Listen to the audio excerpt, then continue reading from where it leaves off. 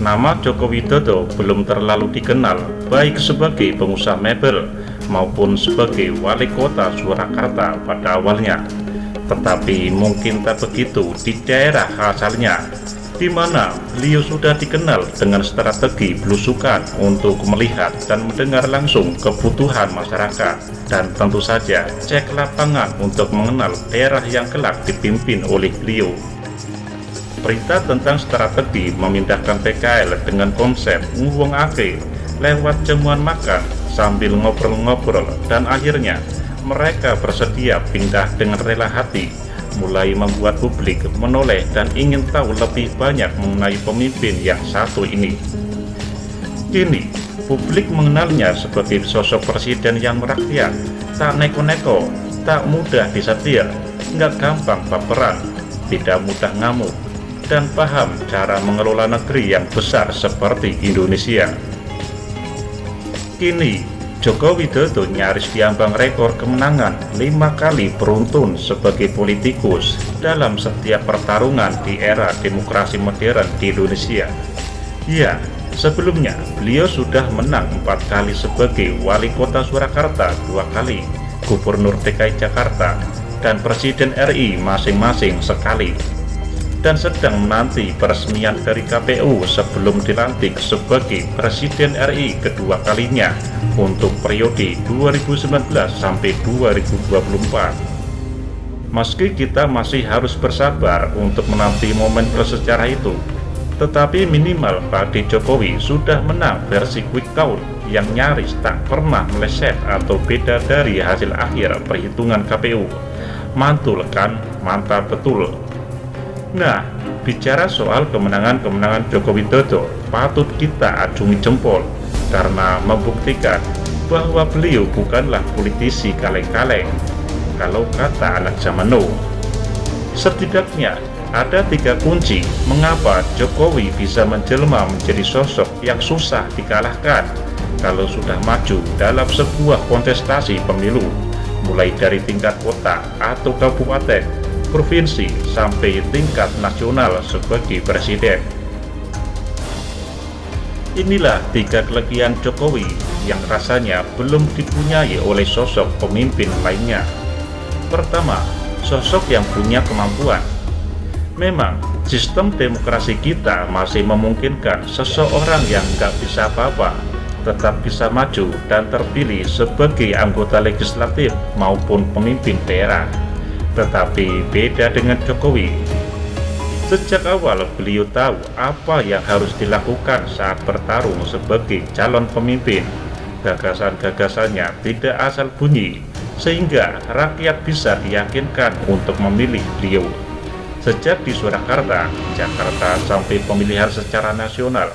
Begitu pula ketika sudah resmi menjabat, beliau paham betul harus melakukan apa, membuat keputusan ini dan itu, juga bagaimana menghadapi lawan politik yang terbilang ajaib di negeri ini.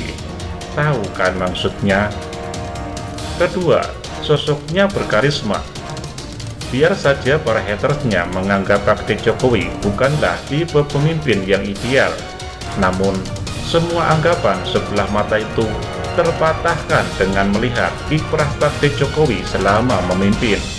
Memang, beliau bukanlah sosok yang sempurna, tetapi apa yang dilakukan beliau untuk Surakarta, Jakarta, dan kini untuk Indonesia sudah menunjukkan bahwa karisma Pak Jokowi tak kalah dengan pemimpin-pemimpin internasional lainnya. Lihat saja bagaimana sambutan rakyat setiap kali beliau melakukan kunjungan ke berbagai daerah, termasuk saat sedang berjalan-jalan bersama keluarga dan cucu tersayang. Animo masyarakat tak terbendung untuk sekedar melihat lebih dekat, berjabat tangan, dan bahkan berfoto bersama. Pemimpin yang tak berkarisma mustahil mendapatkan respon atau sambutan seperti itu, meski beliau sekelas kepala daerah atau kepala negara, apalagi yang mengaku-ngaku sebagai kepala negara. Ketiga, sosok yang tak mau berjarak dengan rakyat dan rekan sekerjanya. Menjadi kepala daerah hingga presiden RI tak seharusnya menjadikan seorang pemimpin menjaga jarak dengan rakyat yang dipimpinnya. Memimpin daerah atau negara bukanlah memimpin institusi militer, sehingga kedekatan dengan masyarakat menjadi hal yang mutlak dan tak bisa ditawar-tawar lagi. Pada berbagai kesempatan, kita sering melihat bahwa Pak Jokowi tak ingin ada jarak dengan rakyat.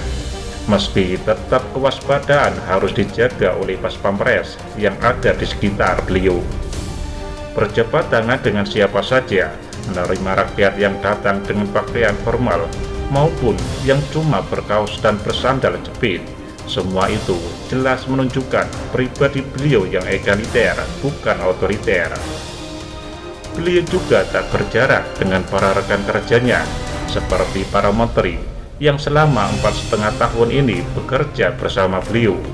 Lihat saja bidikan-bidikan kamera wartawan ketika Pak Jokowi sedang rapat dalam suasana santai, dengan kondisi tempat bisa di mana saja. Relasi dengan para menterinya juga terlihat asik dan enjoy. Meski rasa hormat kepada presiden juga tetap mereka jaga. Nah, sementara 3 poin saja yang saya ulas mengenai kunci mengapa Pak Jokowi menjadi sosok politisi yang sementara ini belum pernah kalah dalam pertarungan demokrasi di negeri ini. Tak seperti calon sebelah yang kalahan melulu. Silahkan jika ada yang mau tambahkan kunci kemenangan beliau selama menjadi wali kota, gubernur, hingga menjadi presiden. Mari terus kawal beliau agar kemenangan kelima yang sudah di depan mata tetap terjaga sampai KPU umumkan hasil resmi perhitungan suara pada 22 Mei 2019. Bahkan sampai Pak Jokowi benar-benar dilantik sebagai Presiden Republik Indonesia periode 2019 sampai 2024. Bukankah begitu kira-kira?